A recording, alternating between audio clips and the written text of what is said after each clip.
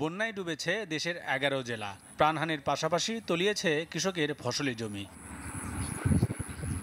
এমন বাস্তবতায় বন্যায় ক্ষতিগ্রস্ত কৃষকের পাশে দাঁড়াতে আমনের বীজতলা তৈরি করছেন বাংলাদেশ কৃষি বিশ্ববিদ্যালয়ের একদল শিক্ষার্থী। এরই মধ্যে বন্যা দুর্গত এলাকায় পাঠানো হয়েছে বিনা 17 জাতের ধানের বীজ। বীজতলা রেডি করতে, কিছু ধানের চারা রেডি করতে, যাতে তারা বন্যা পরবর্তীতে তারা ধান সময়মতো লাগাতে পারে, যাতে এই সময়টা চলে না যায়। বন্যার পরবর্তী সময়ে যাতে সে খাদ্যের অনিশ্চয়তার মধ্যে না পড়ে, তার জন্য আমাদের আসলে এটা করা। ধানের চারা আর সবজির বীজ সরবরাহে এগিয়ে এসেছেন শেরেবাংলা কৃষি বিশ্ববিদ্যালয়ের শিক্ষার্থীরা। পুরো দমে চলছে ধানের চারা উৎপাদনের কাজ।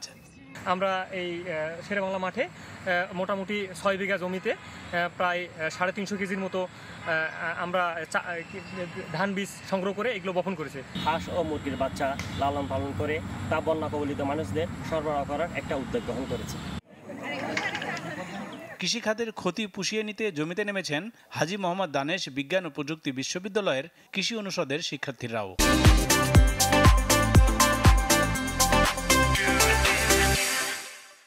ধানের বীজ বপন ছাড়াও 10 লাখ সবজির চারা উৎপাদন করবেন বলে জানিয়েছেন তারা।